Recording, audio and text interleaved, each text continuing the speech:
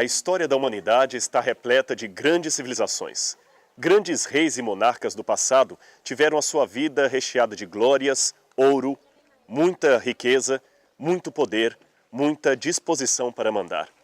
Um dos mais fantásticos impérios de toda a humanidade foi o Império de Babilônia.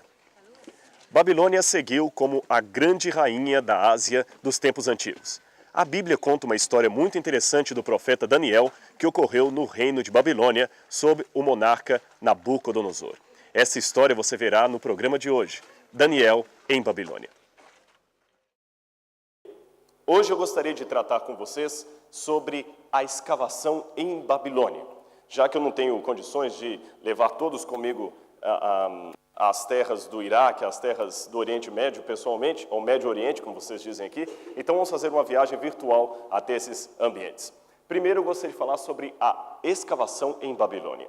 Babilônia é uma cidade muito mencionada na Bíblia. Há várias passagens que fazem referência à Babilônia. O livro de Daniel tem a sua maior parte, o seu enredo, ocorrido nas terras de Babilônia, especialmente na capital de Babilônia. E o que a arqueologia teria a nos dizer sobre Babilônia? O que a Babilônia pode me ajudar a entender a palavra de Deus? Bom, em primeiro lugar, deixe-me dizer para vocês um pouquinho sobre como começou a história da arqueologia bíblica. É interessante que no livro de Daniel, capítulo 12, há uma citação, um verso que foi mencionado hoje de manhã aqui na Escola Sabatina, que diz o seguinte: Tu, porém, Daniel, encerra as palavras e sela esse livro da profecia até ao tempo do fim. Muitos o esquadrinharão e a ciência se multiplicará. Esta expressão, a ciência se multiplicará, referente ao livro de Daniel, tem dois significados proféticos. O primeiro deles, que quando começasse o tempo do fim, a ciência, a tecnologia haveria de avançar assombrosamente. Segundo significado, quando começasse o tempo do fim, a ciência acerca do livro de Daniel, o conhecimento acerca do livro de Daniel, iria aumentar assustadoramente. Cálculos proféticos de outras passagens de Daniel, que nós não vamos apresentar agora, porque fugiria o assunto, nos informam que o tempo do fim haveria de começar em 1798. O tempo do fim não é o fim do tempo. Então não confundam, que alguém pode falar, puxa, mas o tempo do fim começou em 1798. Nós já estamos em 2006 e até hoje o fim não chegou.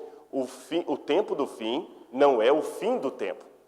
O tempo do fim é um curto espaço de tempo que antecede a volta de Jesus e onde coisas haveriam de acontecer. Bem, como eu disse, no tempo do fim, começado em 1798, deveria multiplicar a ciência. De fato, pouco tempo depois disso, houve a Revolução Industrial. Robert Fulton inventou o navio a vapor, o próprio motor a vapor revolucionou a humanidade. Hoje nós temos aí o celular, o telemóvel, temos o computador, quantas coisas vão sendo confeccionadas, construídas a todos os dias. E a respeito do livro de Daniel, também aumentou o conhecimento a partir daí? Claro que sim. Justamente no ano de 1798, atente para a precisão do fato, em 1798, os soldados de Napoleão Bonaparte desenterraram na vila de Roseta, no Egito, ou Rashid, no Egito, a pedra de Rashid, ou também conhecida como Pedra de Roseta. Hoje ela está no Museu Britânico. Ela foi parar na mão dos ingleses como espólio de guerra. Quando os soldados de Napoleão encontraram a Pedra Roseta ali, ficaram fascinados com aquele achado e junto com um batalhão de soldados franceses havia uma grande legião de cientistas, botânicos, historiadores, pessoas interessadas em artes antigas. E então o achado dessa Pedra de Roseta deu início à arqueologia moderna. E aí começaram a escavar o Egito. E quando começaram a encontrar coisas e mais coisas do Egito, alguém pensou, escuta, mas a outra grande civilização do mundo, além do Egito, foi a Babilônia. Vamos escavar aonde seria a tal Babilônia. E foram então para a região do Iraque. E cada vez que escavaram o Iraque e encontraram a Babilônia, foi possível entender finalmente, pela primeira vez na história, o contexto aonde viveu o profeta Daniel. E graças aos achados da Babilônia, podemos hoje compreender bastante o livro de Daniel. Disto eu posso dizer, então, que a profecia aponta até o início da arqueologia bíblica. Mas é interessante, nessa mesma época em que a arqueologia começava a evidenciar a Bíblia, na mesma época em que um grupo de pessoas estava sendo escolhido para pregar as 3 mensagens angélicas do Apocalipse, como, por exemplo, aquela que diz, temei a Deus e dá-lhe glória, pois é chegada a hora do seu juízo. E adorai aquele que fez o céu, a terra, o mar e tudo que neles há. No mesmo tempo que essa mensagem estava sendo pregada, começam a aparecer outras pessoas, como Charles Robert Darwin, dizendo justamente o oposto, que não há um Criador, que o homem é fruto de uma evolução. É muito curioso na história o que eu chamaria de espetáculo paralelo de Satanás. Ao mesmo tempo em que as mensagens de Deus começam a ser pregadas, mensagens totalmente anticristãs, antibíblicas, começam a anunciar que não há um Criador, mas que não há nem Deus. Como disse Karl Marx, tudo não passa de um materialismo dialético, é o comunismo, é a ideia de Karl Marx. Bem, hoje há alguns herdeiros dessa visão pessimista da Bíblia. Eu quero mostrar para vocês um cavalheiro que eu conheci em Israel pessoalmente agora em julho. Na verdade, eu o conheci agora em julho pessoalmente, mas eu já havia lido o seu livro e alguns dos seus artigos há algum tempo atrás. Aqui está a foto dele, o seu nome, Israel Finkelstein. Israel Finkelstein é professor de arqueologia em Israel. E ele é o que nós chamamos em arqueologia de minimalista. Ele tem lançado uma teoria de que a Bíblia não é confirmada pela arqueologia. Há um livro dele, A Bíblia Desenterrada, que foi lançado em inglês e virou best-seller. Esse livro já foi traduzido para o inglês, ele foi publicado originalmente em inglês, já foi traduzido para o francês e em português. No Brasil esse livro saiu, não sei se já saiu aqui em Portugal. É curioso que, embora o título original seja A Bíblia Desenterrada, no Brasil o livro do Dr. Finkelstein saiu com o nome de E a Bíblia Não Tinha Razão. Curioso o trocadilho. Justamente para fazer contraposição àquele famoso livro de Werner Keller, E a Bíblia Tinha Razão. Então traduziram, E a Bíblia Não Tinha Razão, uma tradução livre. Antes de eu dizer para vocês responder aos livros do Dr. Finkelstein, deixe-me explicar uma coisa para os irmãos. De fato, não é papel da arqueologia provar a Bíblia. A Bíblia, como palavra de Deus, não precisa de uma autoridade externa que a prove. Deus é a maior autoridade do universo. Ele mesmo é a testemunha ocular de sua palavra. Então eu não posso, pela arqueologia, provar, por exemplo, que Jesus é o Filho de Deus. Eu não posso, pela arqueologia, provar que Jesus andou sobre as águas. Eu não posso, pela arqueologia, provar a doutrina da Trindade. Estes são elementos que demandam fé. Tá certo? Não é papel da arqueologia provar essas coisas. Tanto é que eu não gosto muito quando algumas pessoas dizem a arqueologia prova a Bíblia. Não, nada disso. Então, qual é o papel da arqueologia? Bom, a arqueologia tem alguns papéis fundamentais no auxílio do estudo da Bíblia. Em primeiro lugar, a arqueologia, embora não possa provar a Bíblia, porque não é método científico que prova a fé, a arqueologia ajuda, em primeiro lugar, a dar crédito às histórias que a Bíblia apresenta.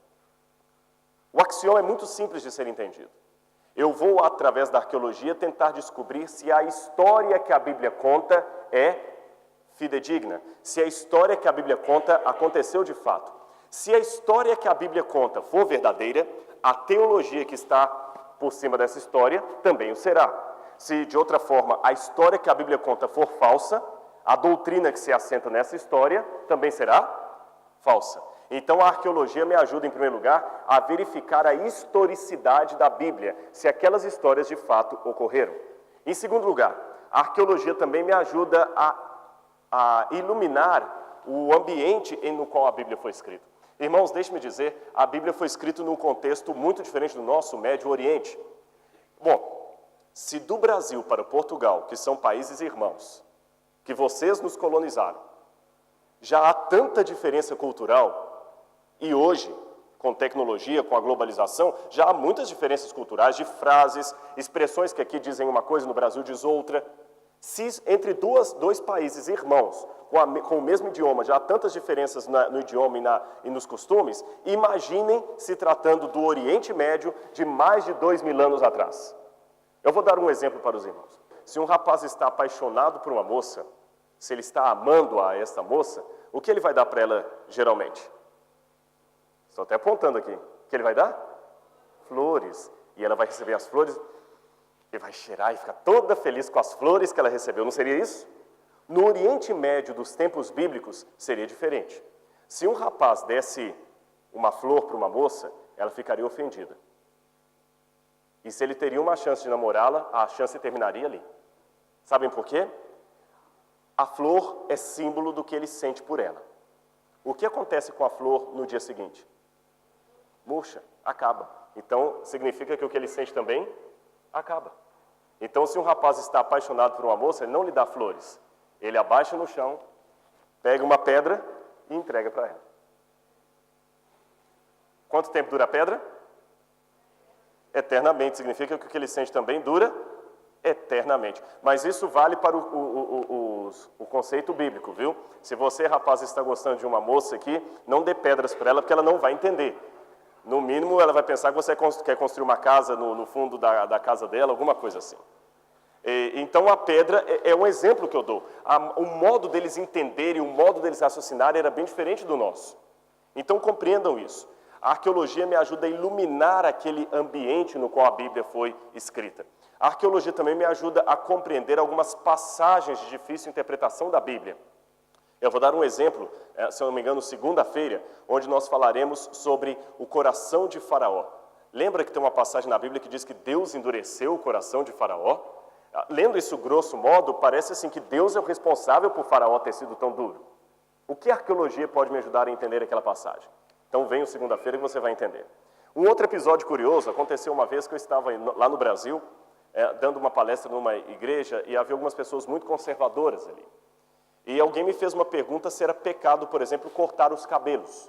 Porque existe uma passagem do Novo Testamento que diz que a mulher não deveria cortar cabelos.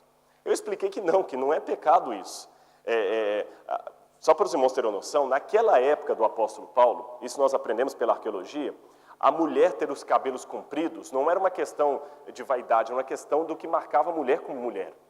Perder os cabelos naquela cultura, naquela época, equivaleria à nossa cultura a mulher perder um dos seios. Eu acho que uma das coisas que as mulheres mais têm medo é perder um dos seios. Ter que fazer uma mastectomia, chama-se mastectomia aqui também? Uma mastectomia e perder um dos seios. O cancro de seio é um dos cancros que a mulher mais tem medo, mais tem receio, porque muitas falam, eu prefiro perder um braço a perder um seio. Não é mais ou menos isso? No Oriente Médio, uma mulher perder os seus cabelos equivaleria, para a sua feminilidade, a perder um seio hoje. Então, o que eles faziam? Quando havia uma prostituta, uma mulher era prostituta ou adúltera, para punir a mulher, eles cortavam o cabelo dela. E lembra, hoje você pode ter os seus cabelos curtos por uma questão de moda. Na época, era um castigo. Eles cortavam os cabelos. Muitas dessas mulheres se convertiam para o cristianismo. E quando vinham para a igreja cristã, elas ainda tinham o seu cabelo curto. Isso gerava uma certa discriminação, porque o cabelo não cresce em 24 horas. Até que o cabelo crescesse novamente, as pessoas olhavam, ela é uma adúltera. E naquele tempo, a mulher adúltera ficava marcada mesmo. Então, o apóstolo Paulo determinou algo para proteger essas mulheres. A partir de hoje, na igreja, todo mundo vai usar o véu. Era uma moda também em Corinto, as mulheres usarem véu. No Oriente Médio, em Corinto é o Ocidente, mas havia essa moda também. Então, usavam o véu, você não sabia o que estava debaixo, quem tinha o cabelo grande, quem não tinha. Boa sugestão do apóstolo Paulo. Mas isto, sem um contexto, faz com que alguns obriguem as mulheres a usar véu até hoje e pensem ser pecado cortar os cabelos. Então a gente explica esses detalhes, como que a arqueologia me ajuda a compreender. Tem um outro episódio rápido, não quero me delongar nele por causa do tempo.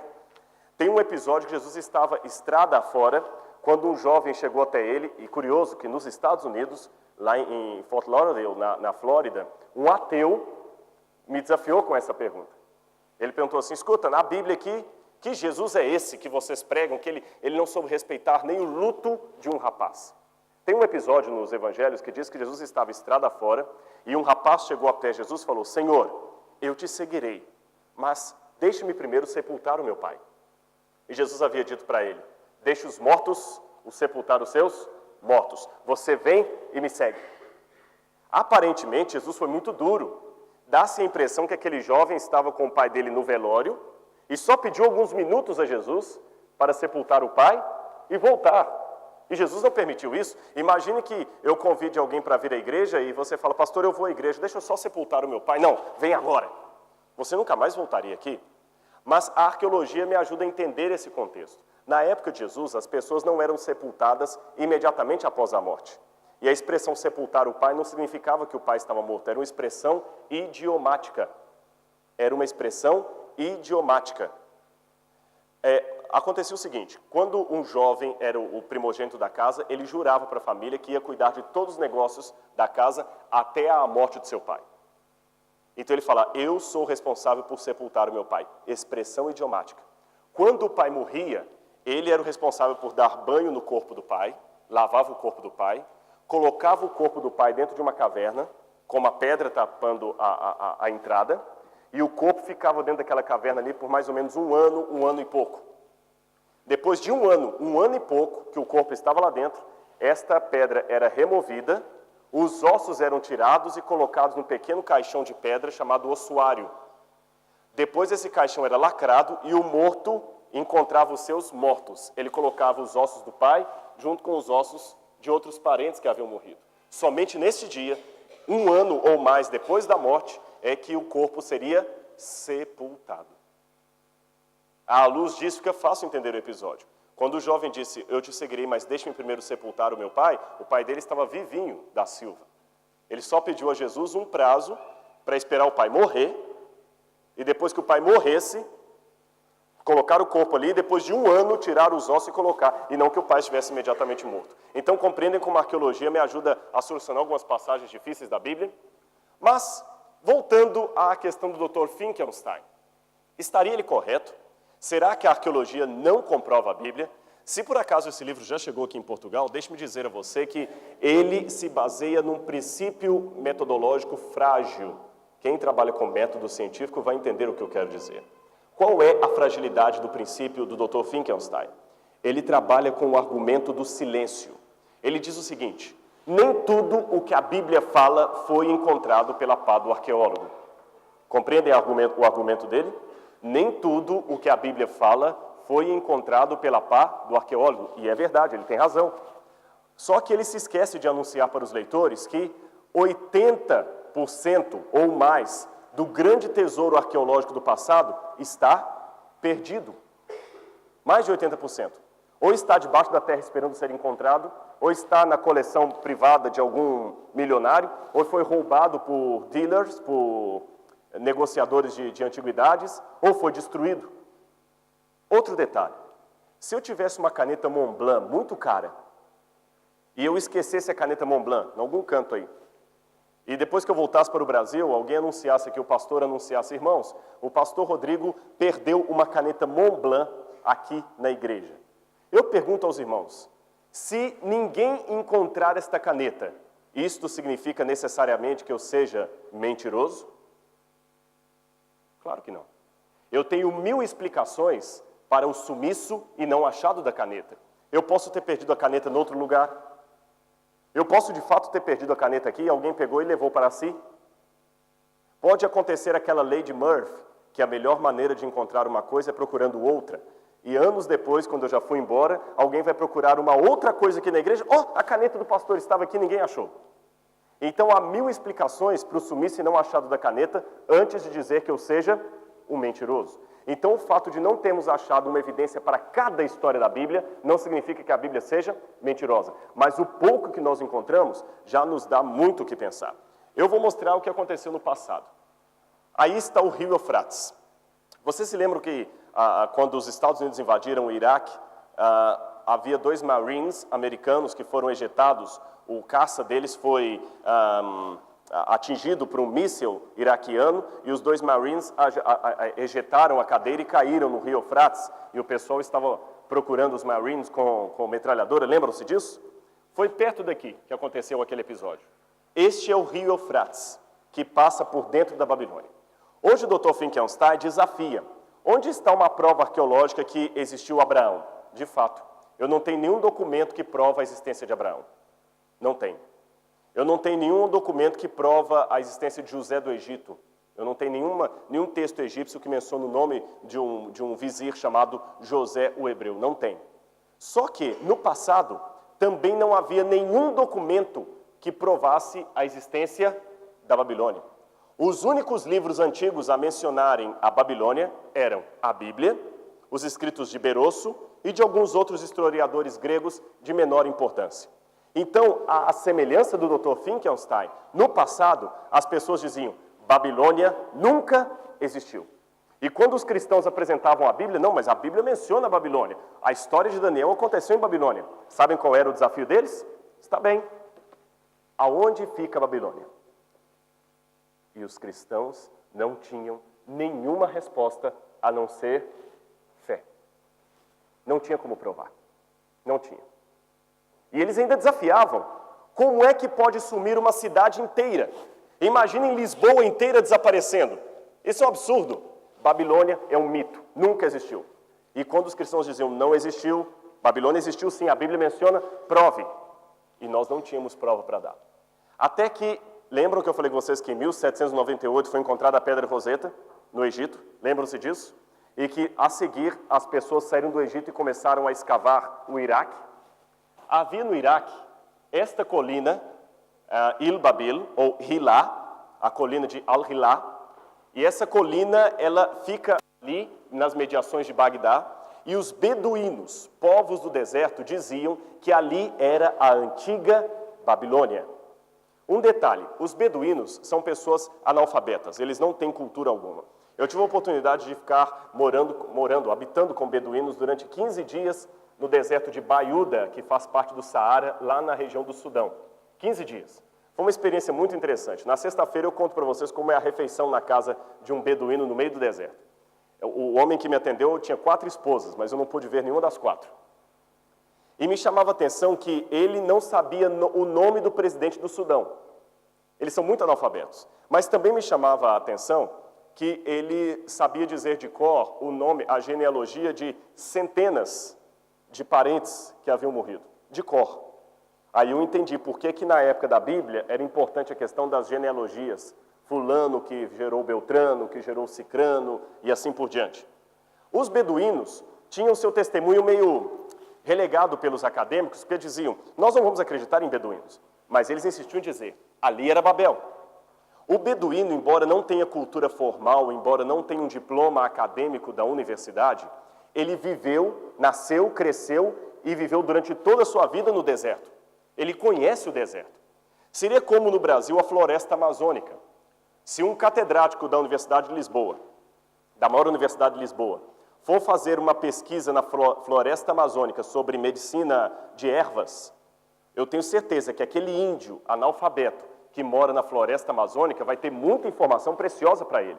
Porque, embora o índio seja analfabeto, ele conhece a floresta amazônica com a palma da sua mão. O beduíno equivale ao índio do deserto. Alguém resolveu dar crédito ao testemunho dos beduínos. E quando escavaram a colina de Il-Babil, ou de Hilá, o que encontraram ali? Alicerces, e mais alicerces, da grande cidade de Babilônia. Aqui está os restos do palácio de Nabucodonosor, das alamedas. Provou-se para silêncio dos céticos que Babilônia existiu. Esse que vocês veem é Robert Coldewey, um dos pioneiros que escavou a Babilônia por volta de 1830. Na verdade, Henry Layard a descobriu em 1799 e em 1830 Robert Coldewey a escavou e descobriu ali a fascinante cidade de Babilônia. Descobriram mais. A casa que os beduínos construíam à beira do rio Eufrates era feita com tijolos da Babilônia. Eles subiam até a colina, escavavam um pouco, pegavam pedaços de tijolos queimados e desciam e construíam a casa deles. Isso é comum. Eu participei de uma escavação aqui na Espanha com a Universidade de Burgos. Nós escavamos a cidade de Clunia, perto de Huelva del Rei, fica no norte. E é interessante que quando chegamos ali em Clunia, lá tem um anfiteatro romano muito bonito, o professor da Universidade de Burgos nos mostrou que na vila que há ao sopé da montanha, as casas são construídas com mármore romano. Porque achavam mármore romano em cima do morro, traziam e colocavam nas suas casas. Então você tem casas com mármore romano, imagina. Lá, eles pegavam tijolos da Babilônia. Então, 1-0 para a Bíblia. As imagens iam aparecendo, os estratos, cada coisa que eles escavavam iam mostrando a existência da Babilônia. E mais, de tabela, descobriu-se não só a existência da Babilônia, mas das torres. Se você ler o livro do Gênesis, você vai descobrir que a cidade de Babilônia foi fundada a partir da inauguração de uma torre muito famosa. O nome dela? Torre de Babel. encontraram ali na região do Iraque vários restos de torres, como esta aqui, que um dos desenhistas da equipe de Coldway desenhou. Você hoje, olhando no Iraque essas torres, é difícil imaginar que no passado elas foram aqueles grandes templos, do qual Babel também fez parte, daquele conjunto. Esse conjunto de torres-templo era chamado na ocasião de zigurat. Pelo tamanho do homem aqui, você nota o tamanho que eram essas torres-templo. Eu não estou conseguindo ver aqui uma torre, pastor. Bom, mas existe uma torre aqui. Olha, veja essa outra aqui, perto de Argagulf. Se nós tirarmos uma foto de perto, talvez você vai identificar melhor que isso aqui é o que sobrou de uma enorme torre. Aparentemente parece apenas uma rocha, uma montanha, mas não é. Veja uma foto tirada bem de perto. Ela é toda feita de tijolos queimados. E uma coisa que me chama a atenção, aqueles que trouxeram a Bíblia podem ler comigo um trecho que me chama muito a atenção, que me desperta a curiosidade. Gênesis capítulo 11, verso 3. Aqui está falando da Torre de Babel. Gênesis 11, verso 3. E quando Gênesis descreve a fundação de Babel, diz o seguinte: E disseram uns aos outros, vinde, façamos tijolos e queimemo-los bem. Os tijolos serviram-lhe de pedra e o betume de argamassa. Então os tijolos foram queimados, serviram de pedra e o betume de cimento, de argamassa. Os céticos diziam, é impossível que houvesse essa técnica de construção por volta de 2000 anos antes de Cristo, época da Torre de Babel. Impossível. Só que é interessante que muitas daquelas torres encontradas na Babilônia datam de 2000, 2300 anos antes de Cristo. E quando nós pegamos um pedaço desse tijolo, nós verificamos o seguinte: a massa que o cobre é betume. Exatamente como a Bíblia falou. Esse pedaço aqui está lá no Museu de Arqueologia Bíblica do UNASP, na Universidade Adventista de São Paulo. Se algum dia você for a São Paulo, poderá visitar lá a nossa universidade e ver esse pedaço de tijolo lá. Cada vez que os arqueólogos iam escavando, iam descobrindo mais coisas ali na Babilônia. O palácio de Assurbanipal, o palácio de Senaqueribe, vejam quantos relevos estavam a poucos, nem menos de 1 metro abaixo do solo, já começavam a aparecer os artefatos. Muitos desses monumentos hoje estão pertinho de vocês aqui, na França, na Alemanha, em Berlim, no Museu de Berlim, tem muitos desses movimentos, o Museu do Louvre. Ou, como eu digo aqui, é mais fácil do que o Brasil. Você pode pegar um trem, um comboio, e viajar daqui até Paris, e ir ao Museu do Louvre, e verificar lá tudo isso que eu estou falando com vocês, saído da pá dos arqueólogos. Ou, no Brasil, nós temos lá o nosso pequeno museu, com mais de 300 peças originais, de sítios de escavação arqueológica, todos com autorização, nada roubado, tudo tirados com a devida autorização dos governos locais. Mas ainda continuava uma incógnita. Eu já fiz menção de manhã aqui que o cético, às vezes, é como um pássaro. Você dá tiro num galho, ele pula para o outro. Eles diziam, Babilônia não existiu. A arqueologia provou que Babilônia existiu, dando razão à história bíblica. Se fosse um jogo de futebol, isso aqui daria 1-0 para a Bíblia, certo? Está 1-0?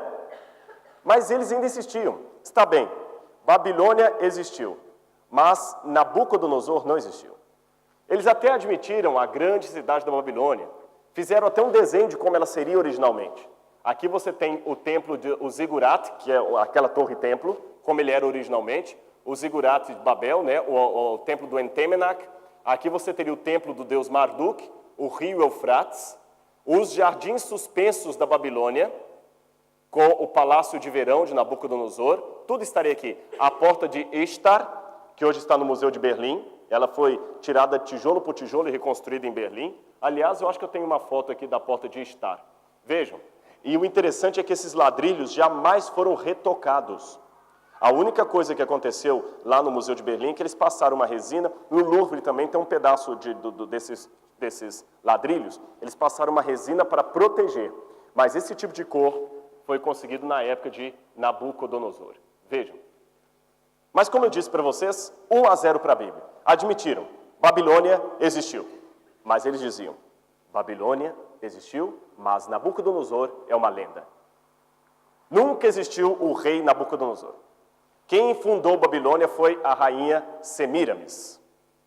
Bem, várias inscrições cuneiformes começaram a ser levantadas pela pá dos arqueólogos, e essas inscrições revelaram muitos detalhes da construção da cidade, inclusive do rei construtor. E o seu nome era Nabucodonosor. Eu gostaria de abrir um parênteses aqui na minha explanação para dizer do privilégio que eu tive de encontrar um dos tijolos que traz o nome de Nabucodonosor.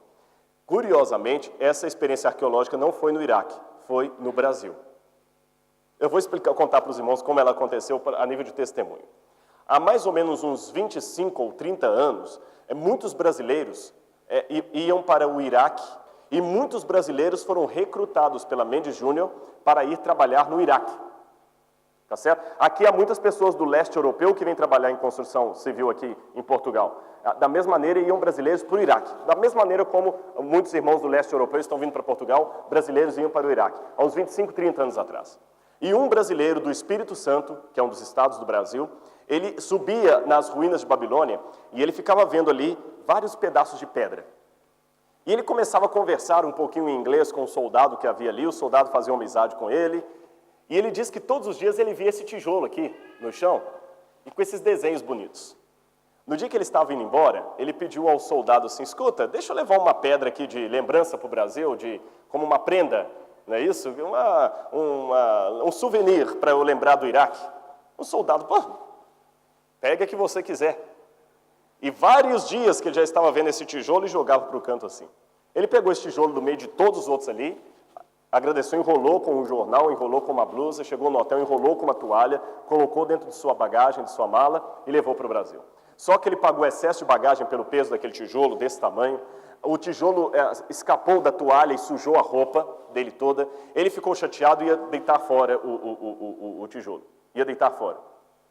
Só que ele resolveu fazer uma coisa, ao invés de pôr o tijolo no lixo, ele falou, já trouxe até aqui, ele doou esse tijolo para um professor de história da rede adventista lá do Espírito Santo. Falou, olha, você quer esse tijolo para você? É da Babilônia lá. Ah, quero. E esse professor de história ficou com esse tijolo por mais ou menos uns 20 ou 30 anos aí, dava aula, olha, esse tijolo veio da Babilônia. Levava às igrejas, mostrava para as pessoas, olha, um tijolo da Babilônia. Alguém até quebrou um pedacinho dele, eu quero um pedaço. Quebrou um pedacinho ali. Só um pedaço, viu? Ele já estava todo quebrado assim. Depois que esse professor reformou-se, ele mudou-se para os arredores do NASP, do Centro Universitário Adventista, onde nós lecionamos. E ele foi visitar o Museu de Arqueologia do NASP e começou a conversar comigo e falou desse tijolo e contou a história do tijolo. Eu falei, eu quero ver esse negócio.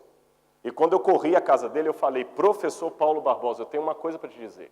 Essas 3 linhas que o senhor está vendo aqui não são desenhos, isso é inscrição.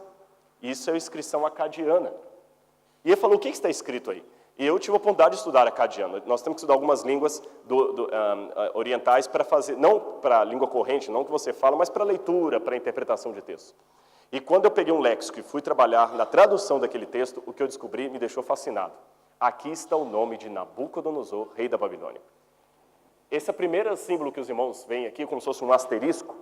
Você lê Dingir em acadiano.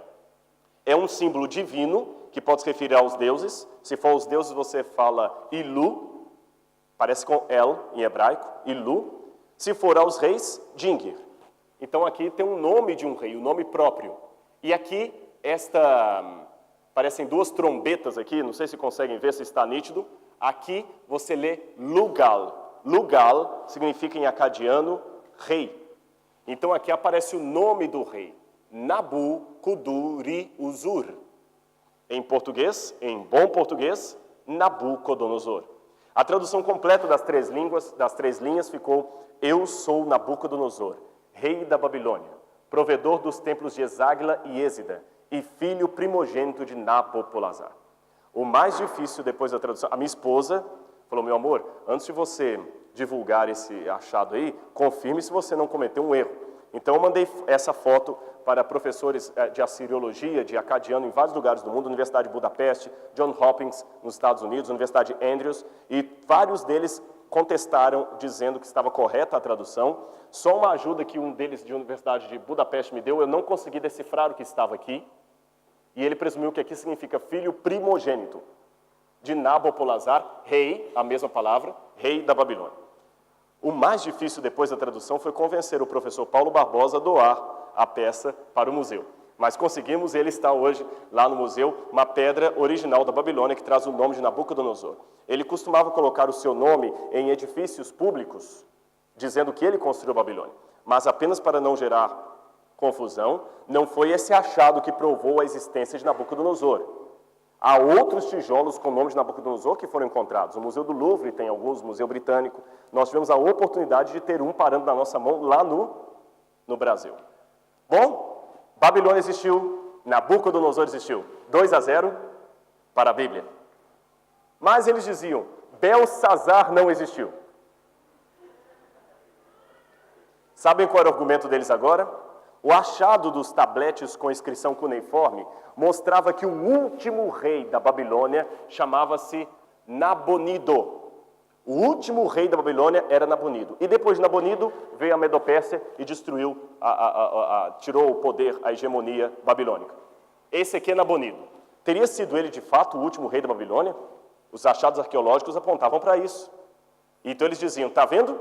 A arqueologia não confirma a Bíblia, porque uma vez que a Bíblia coloca que o último rei da Babilônia foi Belsazar, a Bíblia coloca assim, para a arqueologia foi Nabonido. E aqui você tem Nabonido adorando o Deus Sim, Deus da Lua. Até que William H. Talbot, em 1861, estava trabalhando no porão do Museu Britânico e ali havia caixas e mais caixas de tabletes com inscrição cuneiforme. E ele estava durante anos trabalhando para decifrar aquilo ali. E ele pegou um tablete em especial que lhe chamou a atenção. Esse tablete traz as crônicas de Nabonido. E nas várias crônicas de Nabonido, há um determinado momento em que Nabonido oferece uma oração ao deus Marduk. E ele pede ao deus Marduk proteção para o seu filho. E o nome do filho é escrito ali, Bel-ru-achar, Belsazar. Então, Nabonido tinha, de fato, um filho chamado Belsazar. Puxa, então, eles já tiveram que voltar atrás. Belsazar não era uma lenda. Existiu alguém chamado Belsazar na Babilônia, mas ele não era um rei. Ele era filho do rei. Mas a descrição de outros, a tradução de outros achados explicou o relato. Nabonido era um rei meio good life. Ele gostava de ficar passeando no oásis de Teimá. E quando Babilônia foi atacada pelos medo-persas, como de costume, Nabonido não estava na capital. Quem estava tomando conta dos negócios da capital no lugar do rei era o seu filho, que ficava como um rei substituto. Então, Nabonido, de fato, era um rei durante a ausência do pai. Assim disseram os tabletes. Existiu Nabonido e realmente ele era filho do rei, embora não fosse o rei de fato, porque o pai ainda estava vivo. Curioso que se você ler o livro de Daniel, capítulo 5, você vai ver que quando aquela mão apareceu na parede do rei Belsazar, dando a frase Mene, Mene, Terrel, Ufarzim, o rei promete que quem decifrar a inscrição seria feito o terceiro no seu reino. Curioso isso. Por que não o segundo?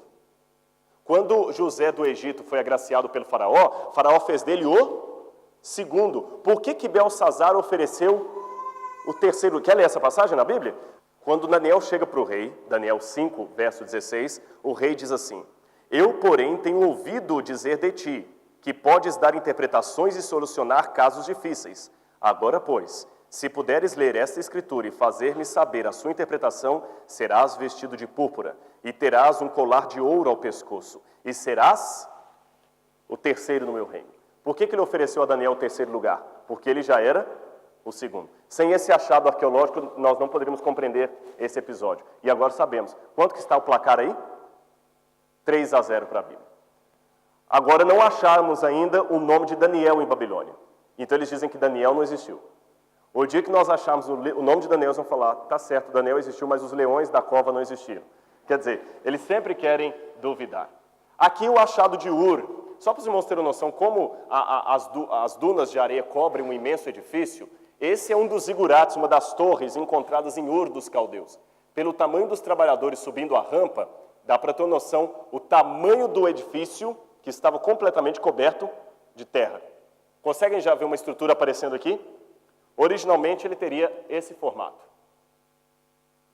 E depois de escavado, perceberam que era uma enorme construção completamente escondida. Então é possível que muita coisa ainda seja revelada, mas pena que o diabo mergulha justamente o Médio Oriente numa constante guerra após guerra. Como eu falei com os irmãos, a gente teve que sair de Israel agora às pressas. Todos os sítios arqueológicos foram fechados por causa do ataque ao Líbano. Eu lembro que a gente estava escavando e caça passando por cima da cabeça, aqueles aviões passando por cima da cabeça, assim, indo em direção ao norte do país. E uma hora que estávamos escavando, um barulho, alguma coisa como bum. Eu achei estranho aquele barulho, e de novo uma segunda vez, e um rapaz israelense que estava conosco, isso é na faixa de Gaza, estão bombardeando lá para recuperar 2 soldados, e assim foi. Então, essa guerra, infelizmente, a ignorância dos homens, faz com que muita coisa não seja escavada, não seja encontrada. Bom, deixe-me terminar esta palestra em mais 10 minutos, agora contando para vocês o que a gente pode aprender do livro de Daniel. Já que eu falei tanto da Babilônia, é interessante deixar uma mensagem espiritual com os irmãos, senão nós vamos deixar aqui apenas uma aula de teologia, uma aula de arqueologia e nada mais.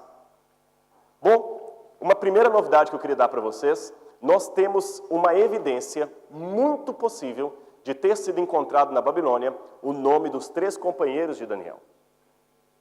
Essa peça está no Museu de Istambul, na Turquia, e ela é um tablete cuneiforme intitulado A Corte de Nabucodonosor.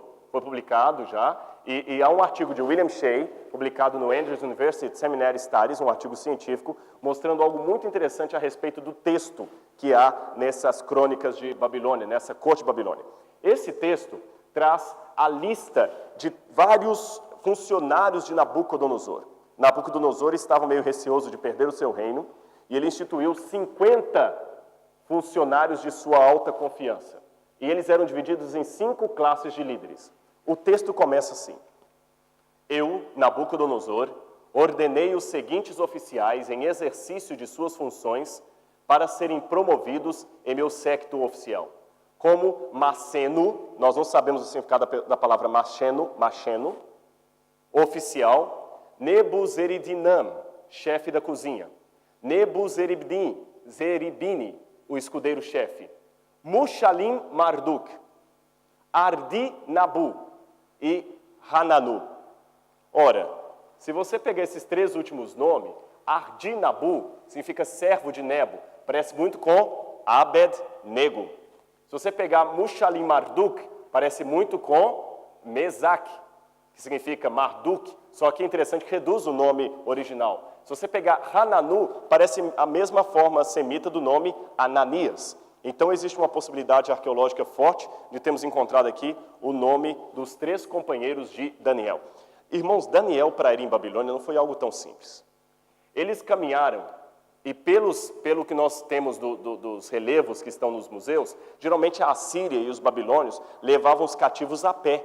Eles não iam montados em animais, iam a pé. A distância de Jerusalém a Bagdá é de mais ou menos 1.500 quilômetros. Imaginem 1.500 quilômetros andando a pé.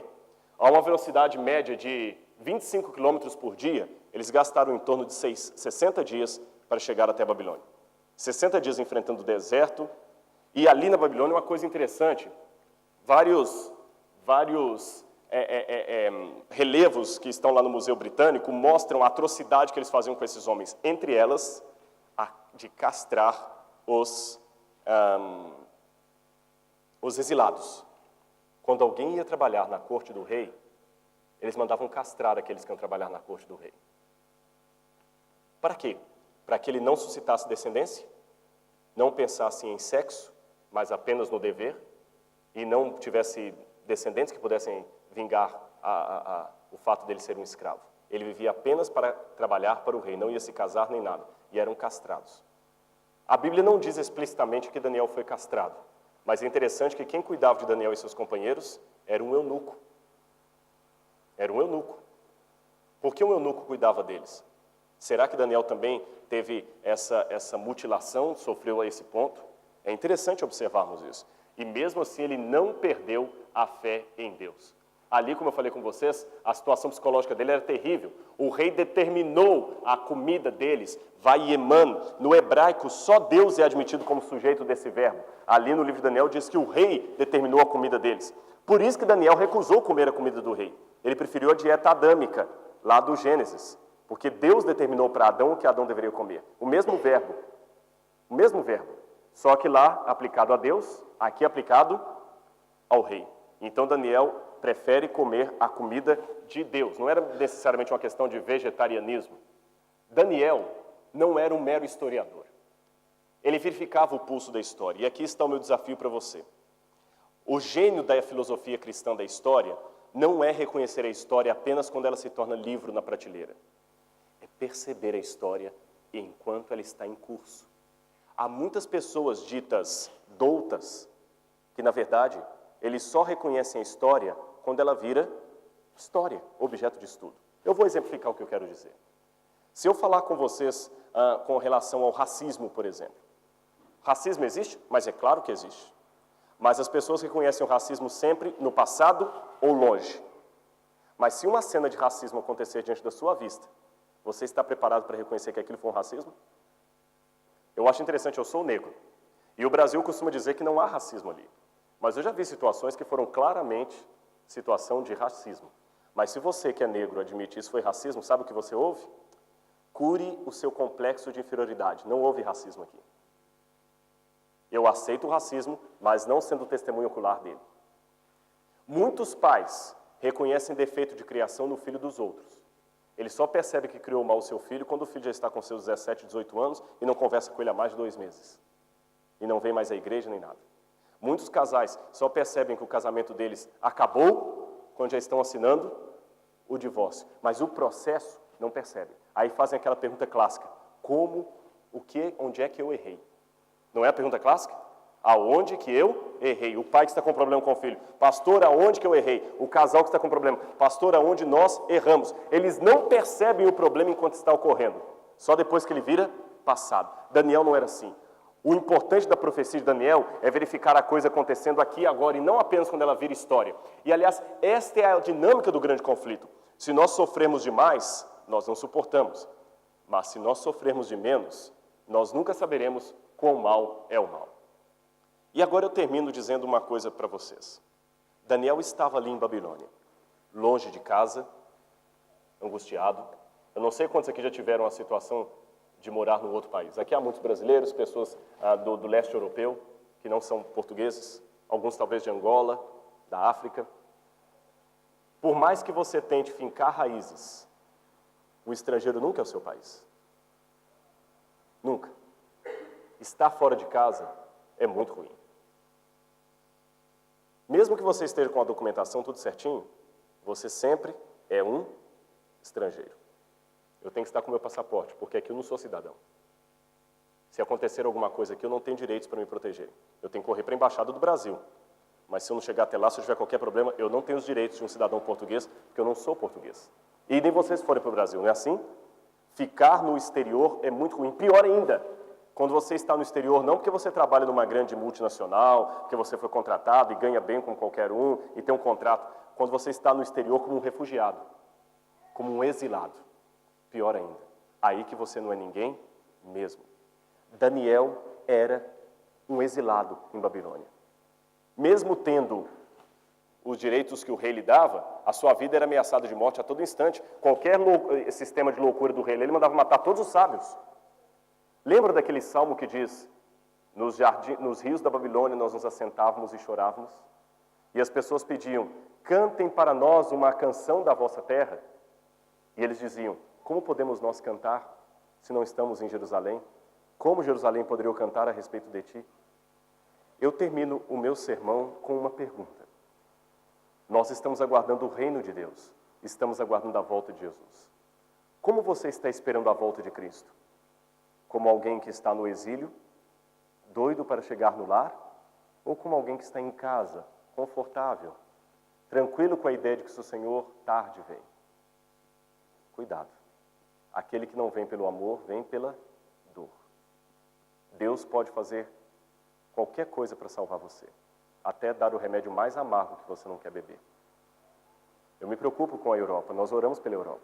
Cada lugar do mundo a gente ora por uma questão especial. Eu oro pela paz no Oriente Médio, eu oro pelo problema da violência no Brasil, eu oro pela pobreza da África, eu oro pela soberba dos países ricos, que infelizmente por terem uma boa infraestrutura estão se esquecendo de Deus, as igrejas estão fechando. E hoje os pais não sabem o que fazer com os jovens mais. Haja vista a crise que vocês estão enfrentando agora com os professores que não estão mais aguentando o comportamento dos alunos em sala de aula. Isso vai explodir. Agora eu pergunto, esse mundo é o seu lugar ou é o seu exílio? Como você está esperando a volta de Jesus? Como alguém que está no exílio, doido para chegar no verdadeiro lar? Ou como alguém que está em casa, que a sua casa é aqui, tudo que você faz é em prol dessa vida, esquecendo a vida por vir? E eu termino falando uma questão da língua portuguesa que eu não sei se aqui em Portugal vocês têm essas duas palavras. Nós temos no português do Brasil, mas mesmo no Brasil não é muito conhecido, não. É o verbo esperar e o verbo esperançar. É comum falar o verbo esperançar aqui? Não? Mesmo no Brasil, quando eu falo isso, as pessoas se estranham, mas esse verbo existe, apontado pelo dicionário. E existe uma diferença. Eu descobri isso com Paulo Freire. Paulo Freire foi um intelectual brasileiro que deu aula muito tempo aqui na França. Paulo Freire dizia que há uma diferença entre esperar, ter esperança, melhor. Há uma diferença entre ter esperança do verbo esperar e ter uma esperança do verbo esperançar. Esperança do verbo esperar significa o seguinte: você está no ponto do autocarro, esperando o autocarro que está para chegar. Você está ali esperando. Está esperando.